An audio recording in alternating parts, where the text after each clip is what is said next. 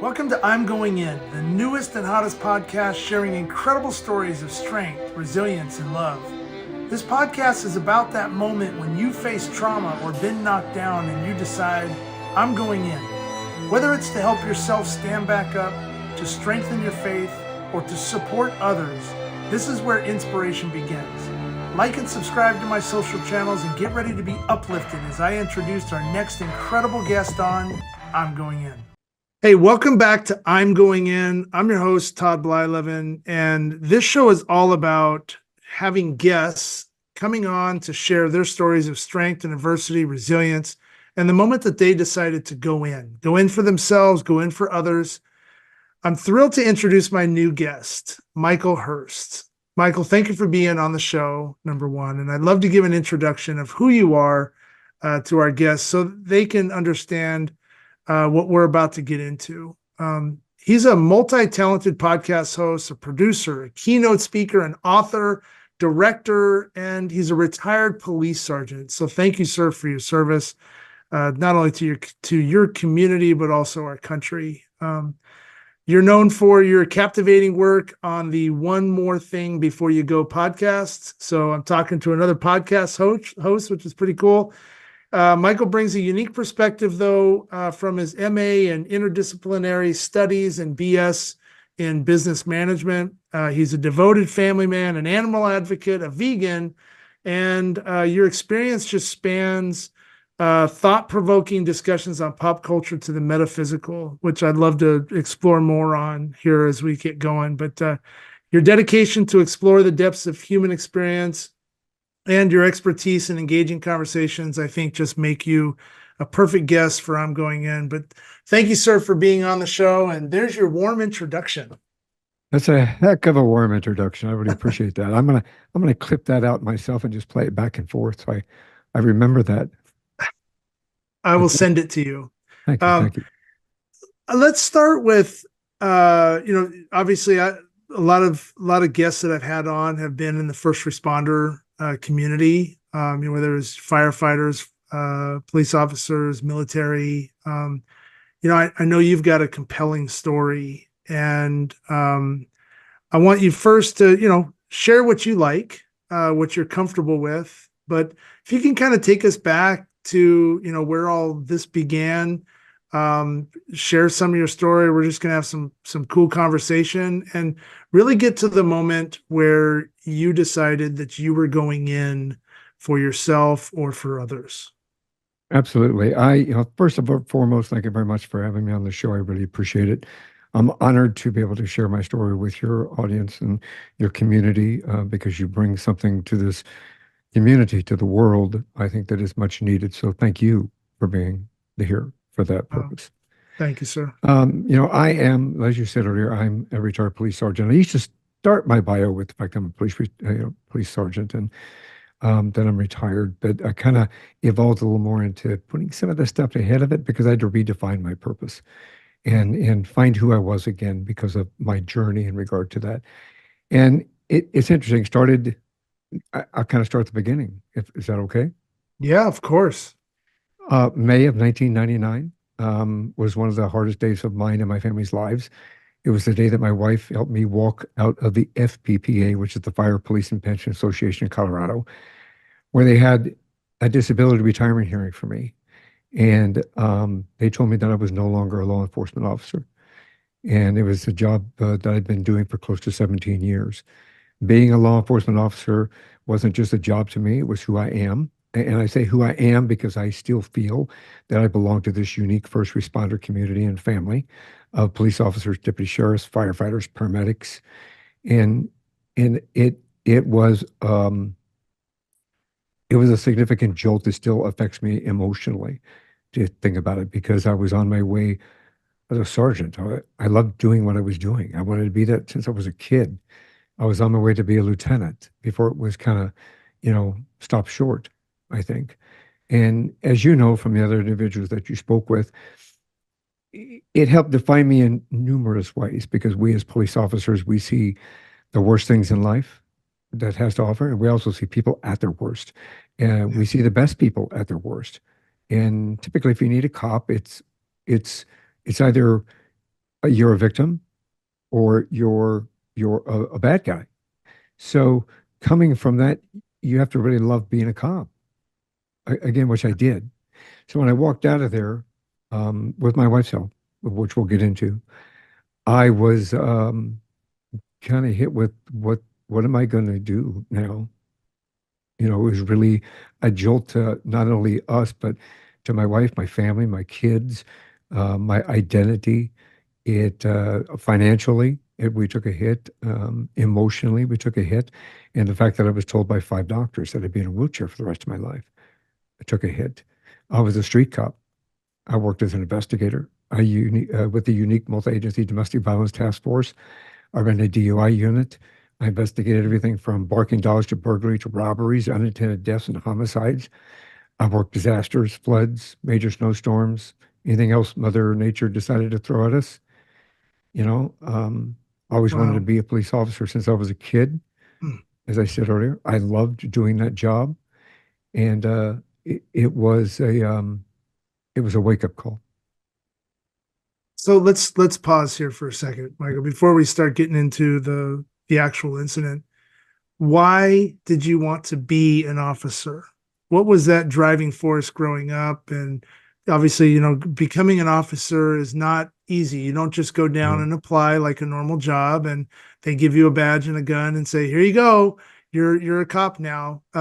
So why put yourself through all that rigorous, training? But prior to that, what was the kind of inner force that gave you the desire to be an officer? Well, this was my early training into resilience and fortitude. I grew up with a very dysfunctional family, and both my parents were alcoholics. My father actually died when I was 17 years old. He died of cirrhosis of the liver and esophageal cancer that was Wow. directly related to alcohol. They'd been divorced, back together, divorced, back together.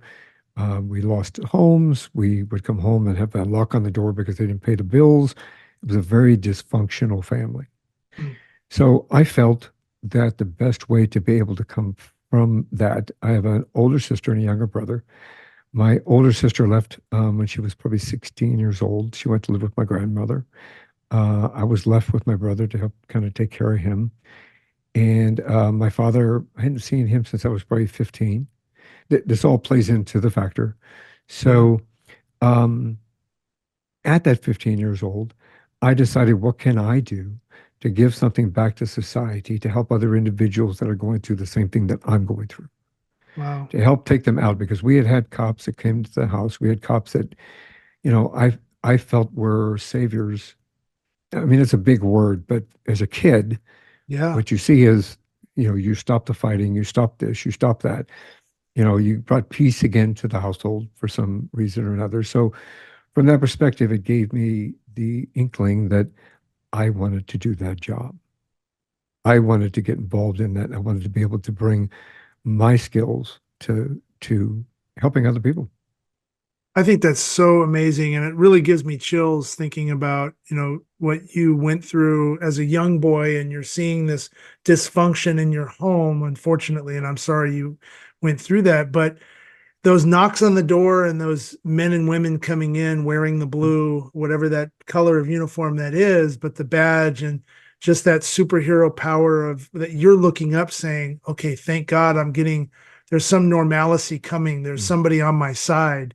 And then that uplifted you to want to be that other person knocking on those same doors, helping people that have been in that were in your shoes, right?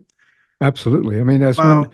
one of the primary factors for me getting involved in running a DUI task force and a domestic multi-agency, joining the multi-agency domestic violence task force, Wow. which, not that any domestic violence is good, it isn't, but we worked the worst cases of domestic violence. And it was, again, multi-agency because it wasn't just the jurisdiction I was in. We'd worked as a group in tackling those kind of obstacles. So from my perspective, to culminate part of my career in regard to number one, the DUI task force and arresting, and I have to say I changed a lot of people's lives.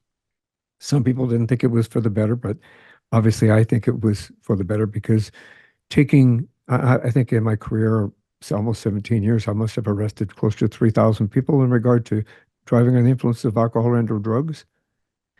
And the same thing with domestic violence. It took a lot of people off the street, put them in jail, took people out of environments that was familiar with. And I was able to get them placed in other areas, including the spouse, the husband, the wife, the boyfriend, the girlfriend.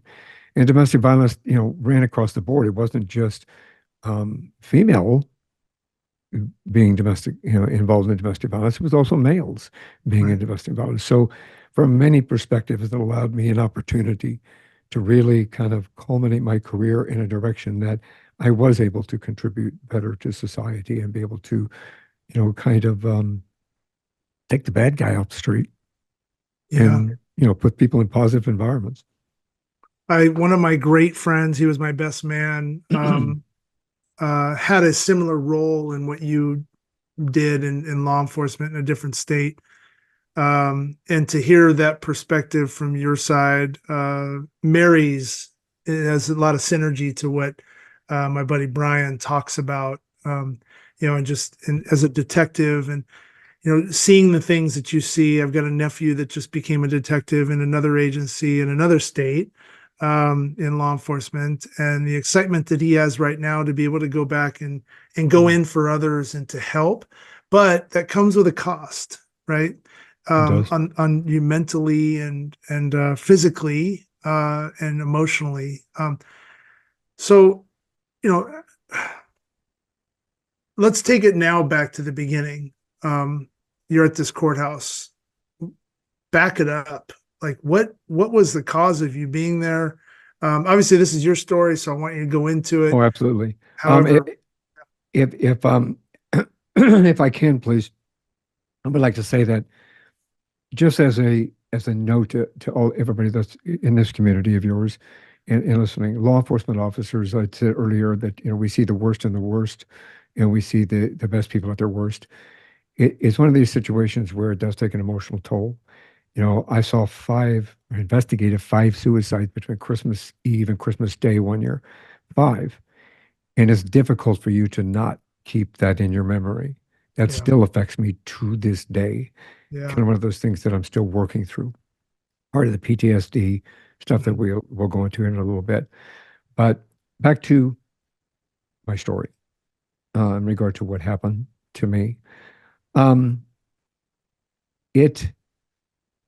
I think it was 1998, somewhere thereabouts. I was, pardon me,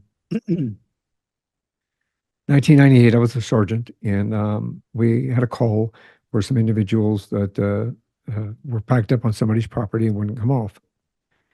And I say off because they were backed up in their driveway, and these people said, "We don't know who they are, and we need him moved." And so 2 officers responded, and when they got there, the person was uncooperative, and they requested a supervisor. So I responded myself, and just to give you a layout, this person was backed up on the property, so there was two patrol cars, one on the left, one on the right, that were facing this vehicle. Then I pulled into the center of that mix and was facing the vehicle as well. When I stepped out of my vehicle, I asked the officers what the deal was. The guy wouldn't come out. He wouldn't give an ID. He wouldn't this. He wouldn't that. They thought he was on some kind of drugs or alcohol, and was very anxious, very schizophrenic, kind of. So I decided to walk in front. My mistake. I walked in front of my vehicle, and he got mad and he floored it, and he hit me between his vehicle and my vehicle. Oh, geez. And then he backed up and he pushed the car out of the way and took off down the road. Car had 50 miles on it, by the way. Brand new car.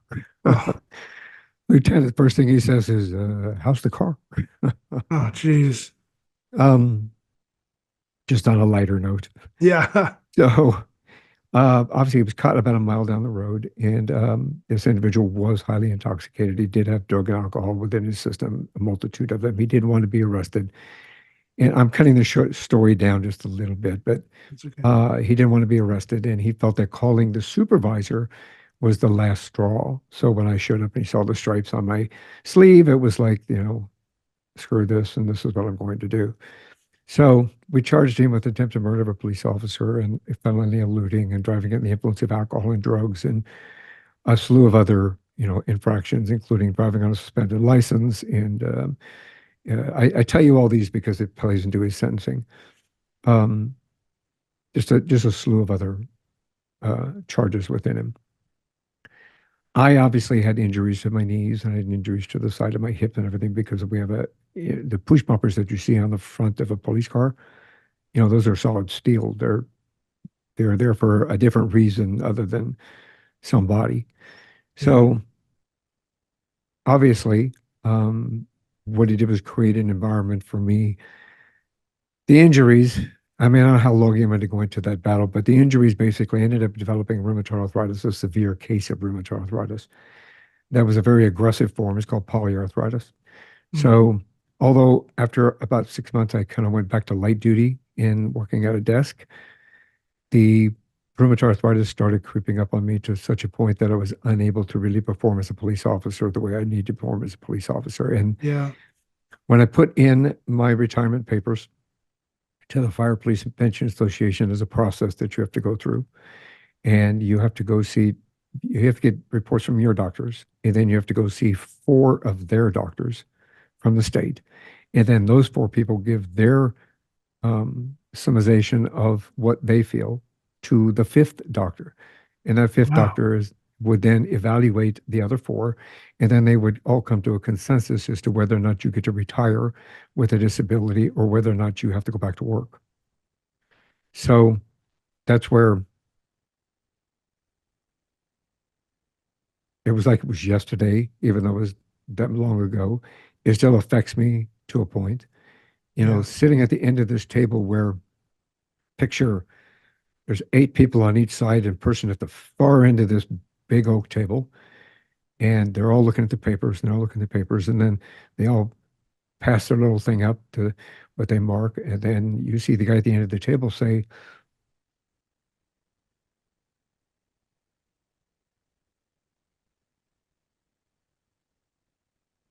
"We find based upon this, these doctors say that all 5 of these doctors agree that you will be in a wheelchair within the next year and that you will be in that for the rest of your life. And we are granting you a disability Wow. retirement." And it was, again, as I said earlier, it still affects me to this day. Yeah. It kind of was a shell shock. It's something that obviously I was somewhat expecting, but we all never get faced with a diagnosis by 5 different doctors that say you're going to be in a wheelchair for the rest of your life. Yeah.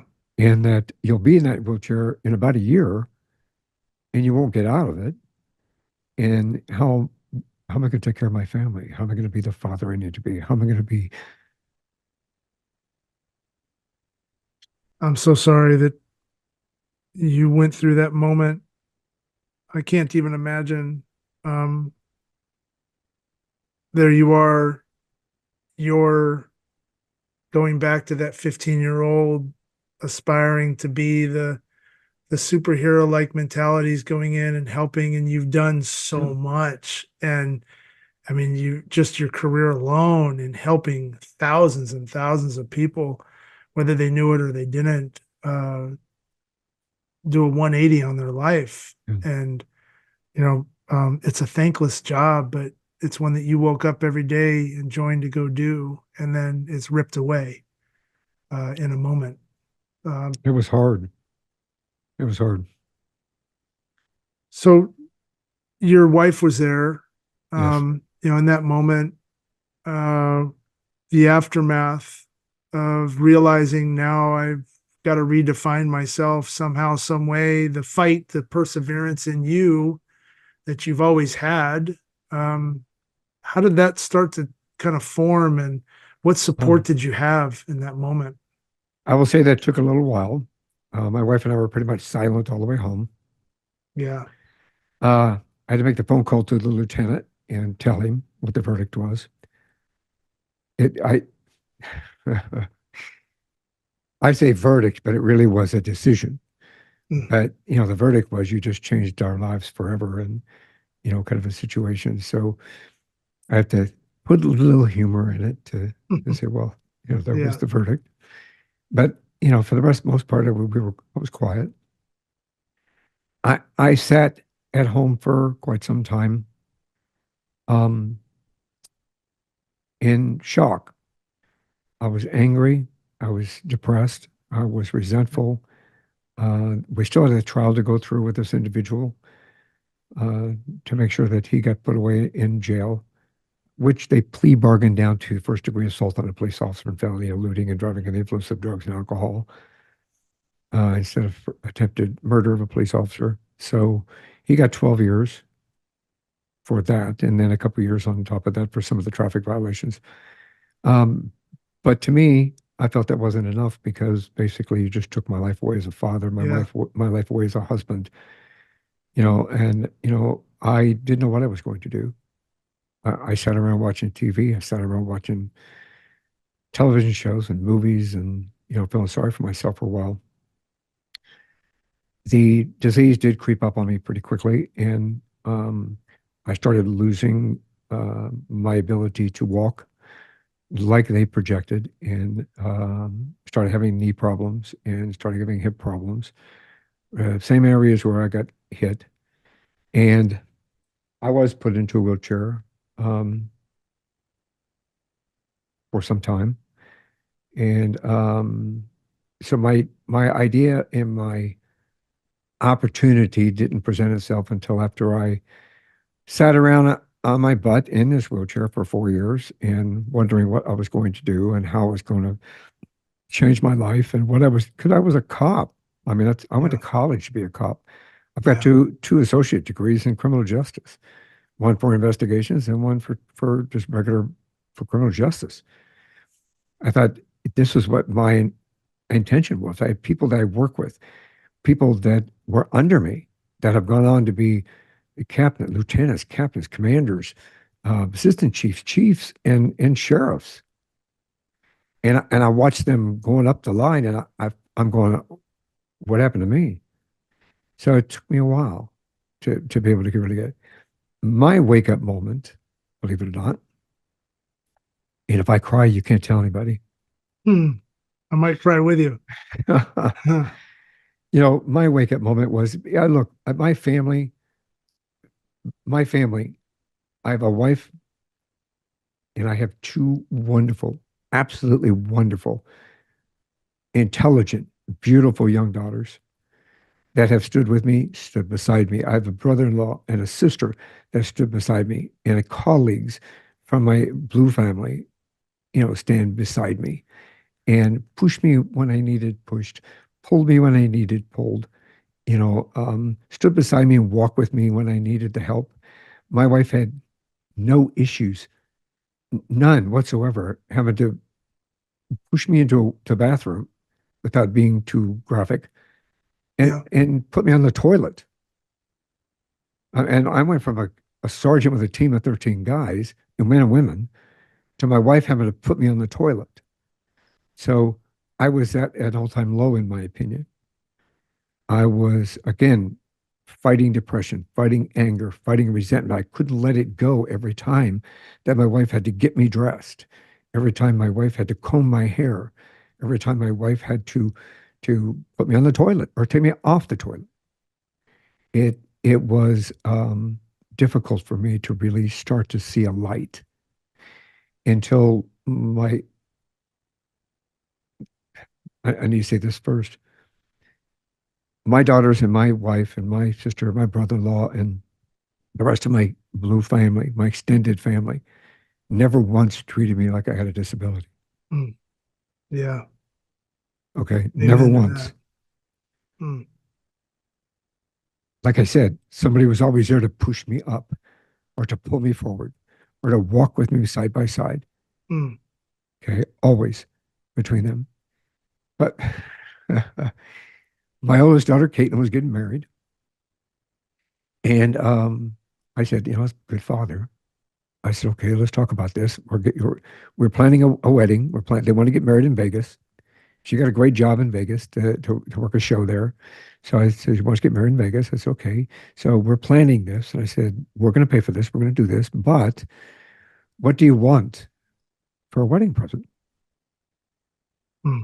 And she, without hesitation, she leaned down and I can't really show, but she put a hand on each one of the arms of my chair. She looked me square in the eye and she said, I want you to walk me down the aisle. Wow. And I know you can do it. Mm. So that was the match that lit the fire under my butt Mm. to kind of stop feeling sorry for myself, stop being angry, stop being depressed, stop being resentful that everybody moved up around me and I didn't get to go there. Stop being resentful that I have friends of mine that I helped become chief of police that were my partner Yeah. previously. And say there's bigger things in life. And although life can change in an instant, we have a choice in what we do with it. That's right. So I made that choice and we moved here to Arizona and I found doctors that didn't tell me that I'd be in a wheelchair for the rest of my life. Mm. We found a wonderful individual by the name of Dr. Berghoff. And we love this man, along with Dr. Sheldon Martin. Dr. Berghoff, we went to see him as a family. And he examined me and started examining me. And then we took x-rays and everything else. He said, what do you want to do? What's your goal? And I said, I want to walk that young lady down the aisle. Mm. He goes, are you willing to work? I said, yes. He said, are you willing to not give up? I said, yes. He said, we can do this. Let's go. So Wow. he operated on my first knee, which gave me enough to look forward to walking her down the aisle. I'll get to that in a second. I I dug deep down inside myself and remember that we as cops have the same motto as so many other first responders: never say die, Mm. never give up, adapt and overcome. And I'd forgotten that while I sat there feeling sorry for myself. I forgot that while my wife had to put me on the toilet. I forgot that when I needed help buttoning my shirt or combing my hair. I forgot that when my youngest daughter had to push me around a victory lap for my sister beating cancer. She pushed me around in a wheelchair so I could be there without hesitation. And I finished my rehab in 6 weeks instead of 16. Wow. And we went to Vegas and I was still needing assistance, obviously, because everything was shot, both knees, hip, foot. Uh, I walked my daughter down the aisle. Oh man. That is so amazing. And that's there. Wow. Michael. Of Jeez. all of all her photographs, other than of her and her husband at the altar, that's her favorite photograph Of course. from there. So Wow. What a she came up, yeah, she came up to me afterwards and she said, I knew you could do it. So what are you going to do next? mm, So I haven't looked back. And I decided to go back to college and university. And my second love, as I've always, as a kid, my escape was movies, especially mm, growing up in a dysfunctional family. My escape was movies and TV. Get lost at the movie theater, get lost in a movie, which gave me, something that I didn't have to be in the environment that I was in. mm, So I thought, hey, I'm going to go learn how to make film, and I'm going to learn it the best way I can. And I learned a little bit about creative arts and healing, and I learned about holistic approach. So I, in turn, changed that to my outlook because I still had a long journey to go. mm, And I took a more holistic and naturopathic approach to healing myself. I had more operations in between, but At 51 years old, I led my graduating class with a master's degree. I led the class Wow. across, and onto the area to be graduated. Yeah, I am. I do have a master's degree. Can't think of the word. uh, so, I got to lead them down. They picked me to lead them down. So I've had 8 operations total, and I walk 2 to 3 miles a day now, and I don't look back. But That's while I was so, in university, I did a thesis. My thesis was my capstone thesis. I created a documentary film, a short one, called One More Thing Before You Go.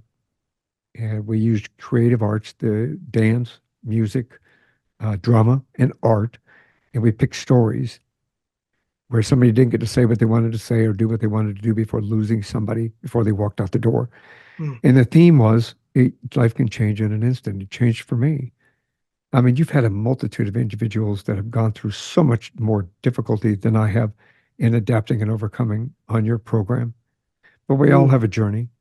mm, We all have a journey. And I felt that the best way to express you two have an opportunity to adapt and overcome. The opportunity to see the light at the end of the tunnel was to create an environment for people to heal through the creative arts. So we had these 4 stories, and one was dance. Somebody got to have the last dance. It was music. Somebody got to listen to play the last song that they ever heard with somebody or didn't get to hear. Their favorite song. Art to draw it out, drama to act it out. And it was called One More Thing Before You Go. So wow. afterwards, I wanted to continue. When I got out, I wanted to continue, and my health took a downturn. And if I'm talking too much, you can just kick me and stop me for a second. No, first of all, before you start getting into that mode, um, I want to, you, we as people, we define ourselves early in life on what we're supposed to be. And we go through a job, whatever that is. And sometimes that job ends, whether you're an athlete, law enforcement, military, a teacher, whatever that is. Sometimes it abruptly ends and puts us into this downward spiral of who am I supposed to be now? How do I redefine my own success?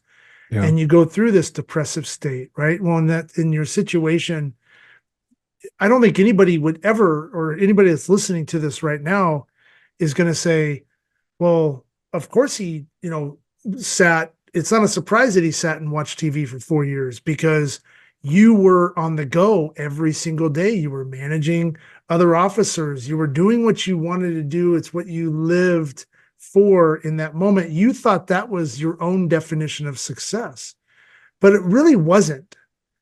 Your own definition of success was the perseverance and resilience that you installed in yourself and how you were raised and the coping skills that you learned going through the dysfunction, the seeing of hope come into your house, that there is a greater good out there. There's something that is better, that way beyond both of us combined or anyone that I would ever talk about.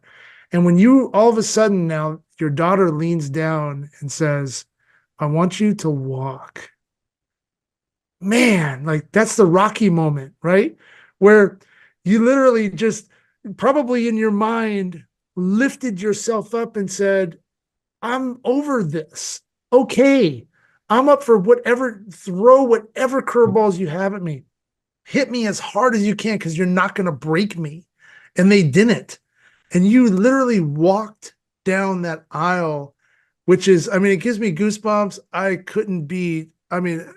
This is so uplifting to anybody that has been knocked down in their life to hear this testimony of strength and resilience and just the fortitude of not giving up. And I mean, and then from that moment, you got a taste of it. Now you're redefining who you are as a person in the world, but you're not redefining yourself because you just rediscovered it, right? It was always there. You were always that person, that fighter, the person that wanted to do good and explore life and live life in a happy way. and you went and got a master's degree in learning film, and I can't wait to hear more. So I'm so uplifted by your story. It's Oh my gosh, man, that is so amazing. Well, Congratulations on how far you've come. thank you. I Yeah, appreciate that. Thank you. really. It's been with the help of many, many people in regard to, as I Yeah. said before, those individuals that were here that walked with me. And that's a message I want to give to everybody out there who's walking the same path or working through the same obstacles or path, is that you just need to look around you and see who's there, because there will be people there that can push you from behind, pull you from the front, walk beside you, encourage you, be with you, and to help you move forward through whatever you need to come through. You just have to open your eyes and accept it, and understand that, as you said, there is something bigger, and there's something bigger involved with all of us, and that you just let them in. A Just hundred percent. just let them Yeah. in. That's all you Yeah. got to do. Because it You took me have a to long time to do listen, it. right? You have to listen. You have to, if you know that there's somebody there sharing a relatable feeling that Yeah, maybe you were able to overcome, and you know what they're going through, that walk. I'm speaking to somebody right now that went through a similar situation that I went through from 2017, and they're really struggling. And I understand that feeling. I understand the walk that they're going to have to go through. So I feel obligated to be there for that person, because they don't know, right? Nobody's written a book. They didn't write a book on how you could stand back up and walk tall for yourself again. You had to redefine that. I did. And you did that through people being at your side. That's so awesome. Wow. Well, were you the same way? I mean, what you've accomplished is like an amazing opportunity for you to make people's lives positive. So it is, it's interesting because I had to re-recognize that again when I graduated, and I was wanting to do the other full documentary, and my health took a downturn. Went from 160 pounds to like 100 pounds in a very short Wow. period of time.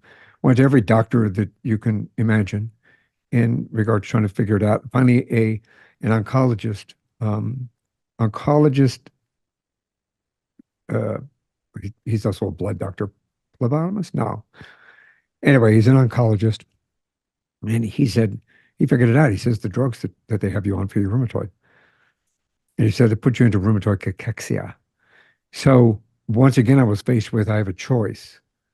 And so my message to anybody that's here, my message is that even though if you do get knocked back down again, you just have to reach deep back down inside yourself and remember that you have the ability and the strength to move forward again. Because I Right. again had an obstacle put into my pathway to be able to achieve what I thought was going to be my second career, and it put me on a different path to where I'm at today. And I was able to get that under control, was able to put my weight back on, be able to get off of the medications completely, and then move forward.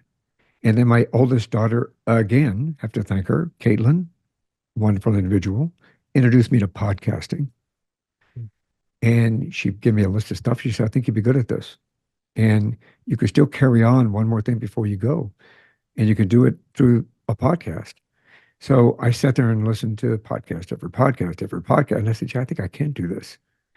And I thought, as a police officer, as a law enforcement officer, I've watched many people die. I delivered messages to individuals whose family members had died and those that walked out the door. They never got to say what they wanted to say before they left. Mm. I love you. I miss you. I'm proud of you. I've held the hand of individuals that passed away asking me to deliver a message to someone that they didn't say something as they walked out the door. I'm sorry. I didn't mean to, or I love you, or any one of those things. So she said, adapt one more thing before you go your documentary into a podcast. And that's where one more thing before you go podcast was born. And at that time, I started realizing, and we're like any of us that start a podcast out here, any of us that start a new endeavor, especially a creative one. Mhm. The first couple of weeks, I got 5 downloads. I thought maybe this isn't it, Mhm. but eventually it grew and it continued to build. And I continued to get some amazing people on my show that shared some amazing journeys like yours, amazing journeys that have come from triumph over tragedy and how to overcome obstacles and to take what they have gone through to turn it into something positive, and the methodologies they used, and it empowered me Mm. in such a way that I thought, I think I've taken the skills I learned as a cop that I thought I would never use again. My interviewing techniques, my interrogating techniques. It's easy, Todd. Sit down, empty your pockets. Tell me, where were you on Monday? I still have that. Yeah. I just have it in a different way. Yeah. And I was able to kind of rejoin society in a manner that allowed me to have a voice and give a voice to others, like your podcast, give a voice to others. And I went, now I found my true purpose. Yeah. Because as a cop, as a police officer, I loved what I was doing. I got a card from a felon that I arrested that said, Sarge, thank you very much for treating me like a person instead of a felon. You changed my life. I did some good things. I was working Secret Service detail on two presidents that visited Colorado Springs. It was great. I loved what I did. But I took everything from there and I was able to put it into this, redefine my purpose, and have conversations with people all over the world Yeah. that I never would have had as a police officer. I've impacted people, and this isn't a brag. This is my Right. recognition that I've been able to impact people all over the world. And I never would have been able to do that as a police officer on the street. You're So, wearing a different badge now. yes, that's a nice way to put that. You're So wearing a different badge. I redefined my purpose twice, three times in life, actually. I had my main purpose, what I thought was my purpose. I was put on a different path. And then I thought, okay, this is my purpose. And then I'd open my eyes and go, wow, even at 50, I'm going to give my part of my age away, 55, 55 year, let me see, 55, 60, 50, well, wait a minute, 59 years old. At 59 years old, I could still redefine my purpose. Yeah. And in redefining my purpose, I can tell you how much I love my job now. It's so awesome. You can You know, see from it. I know the listeners are listening. You have to be able to see this man's face, this smile right now. Like it's so awesome. It's so uplifting, Michael, just to hear the story of positivity, trauma, strength, being knocked down so many times. But we all have it inside us to lift ourselves back up, right? It's a choice. this And choice. it's not easy. No matter what you do, we're not sugarcoating this. This is not going to be an easy road for you to stand back up, but you can do this. And Good.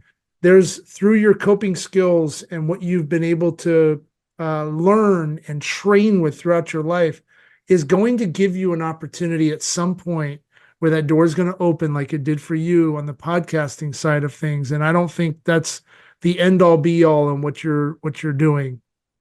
The uplift that you're going to be able to provide, the guidance, the stories, the survival guides that you have probably provided, not only to the listeners on my show, but hundreds and thousands of listeners across the globe and people that have come in contact with you, the survival guide that people will turn back and go, man, that guy's legs were crushed, his hip. He was knocked on his ass for 4 years and he walked his daughter down the aisle. And he's walking 2 miles a day every day now. If Michael can do it, then so can I. And I'm done. I'm going to stand up or I'm going to go to the doctor. I'm going to see what other holistic medications or anything else I can get my hands onto. I'm going to do the hard work because he did it. You're a beacon of light. That's what you are. And every other person that goes through that perseverance, we have to keep going towards those lights, right? And learn how those people were able to stand back up for themselves and find that smile that you just had on your face. So it's so cool, man. So amazing, amazing words. Thank you very much for those. They humble Yeah. me. And if I can add to everyone that's listening and watching, what Todd said is absolutely 100%. You have a choice. And, even if they tell you, I had 5 doctors tell me I would be in a wheelchair for the rest of my life. I had to learn to walk again 4 times. each one. I have complete knee replacements, a complete hip replacement. I have 2 shoulder replacements, complete shoulder replacements, not just a rotator cuff or something else. I'm like the bionic man, actually. You're like Robo Man. Yeah. um, yeah, I could be like a cyborg or Yeah. RoboCop or something. Yeah.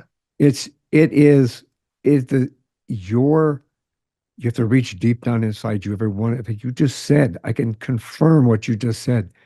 You have to recognize and reach deep down inside you that you have a choice to make in this life as to whether or not you choose to move forward or you choose to sit back and feel sorry for yourself or to be depressed or to be angry or to don't feel that you can't move forward in a way that is going to help you achieve or overcome. You have the opportunity to achieve anything in your life that you want to achieve. You have the opportunity to change and redefine your purpose and find the purpose that fits you 100% and that you are happy with and that makes you feel good, that lights you up from the inside out. Right. And you can do it at any age. You could do it at any profession. You could do it any way that you want to do it. Yeah. Amen, man. That's so amazing. So I know we're gonna start wrapping up here, Michael. Uh is there anything I know, animal advocate, where's that come from? Well, when I became a vegan, basically I moved into a vegan lifestyle. Yeah. Probably 18 years now, Hmm. somewhere thereabouts. I found that I had more empathy and compassion for animals in regard to especially the way they're treated. And I mean, I grew up in a farm environment at one point in my life in a foster care thing. I actually was on a farm, milked cows, fed the pigs, fed the chickens, rode horses, all that good stuff. Um, the way that they're treated, I just felt that I like to stand up for animal rights in regard to that. Same thing with puppy mills and cat mills and so forth. So it allowed me a broader perspective or vision in regard to treating. We're all part of this planet. We're all part of the universe. We're all connected in one way or the other. And I think we should all have respect, including to animals. My Yeah. dog is part of my family. It's not just Hmm. our dog. It's part. Charlie's part of our family. That's right. So yeah, Yeah. Now you got to have those. Pretty cool. So, how do people find you? I know number one, I want everybody to go out and subscribe to One More Thing Before You Go. And you got 400 episodes, so I got a long way to go and and trying to binge, listen, and watch yours. But uh, yeah, can you give everyone an opportunity to just find you a little bit more? Are you on social media, LinkedIn? Do you have a website? I do. Website is beforeyougopodcast.com. Is one word, beforeyougopodcast.com. You don't even have to do www. You can find me on social media, Instagram, X. Always keeps wanting to say Twitter. Yep. Yep. Instagram is at Before You Go Podcast. Same thing with Twitter, X. I'm on Facebook. Same thing. One More Thing Before You Go. Look for One More Thing Before You Go. You can find me there. And I'm on LinkedIn under Michael Herst. I'm always messed up with the LinkedIn thing. You can find me under Michael Herst, and you'll see it there. And we have post episodes daily on there. And you'll find a website. It's again at beforeyougopodcast.com. And yeah, I look forward to you guys joining the conversation. Well, I can't wait to be on your podcast. And this was so uplifting and amazing. You're an amazing human being. I really honestly wasn't prepared for this. I mean, as we were talking, and we'll call it like the green room, right? Prior to the show, I was literally discovering who you were as an individual, and I didn't quite understand the depth that you had in terms of your strength and resilience and your story. And that just goes to show you that everybody has a story, right? Everybody has a story. They're not all as knocked down, drag out, fight, sad, depressing, uplifting as like what you have. But to our own individualism, sometimes that can feel that way, right? Sometimes it can feel whatever that little incident maybe is, that you feel like you got hit by a car, or you feel like you were in a mass shooting, or you feel like you were part of this journey with all these other stories you hear, but really go get help, right? That's the whole message. Talk to people, help people where you can, and don't ever give up on yourself. Don't ever give up on yourself. There's always a moment where you get to say yes, and I'm going to go back in. So thank you, sir, for being on this show. This was such an uplifting podcast. Thank you very much for having me on this show. I really appreciate you and what you do. Thank you, sir. I'd like to thank Ace Branding for sponsoring this episode of I'm Going In. Ace Branding is a digital PR firm that specializes in helping thought leaders, entrepreneurs, and businesses enhance their online reputation through press features, podcast tours, and TV appearances. Thank you, Thomas and Todd and the staff over at Ace Branding, for believing in our show and sharing this story of strength and resilience.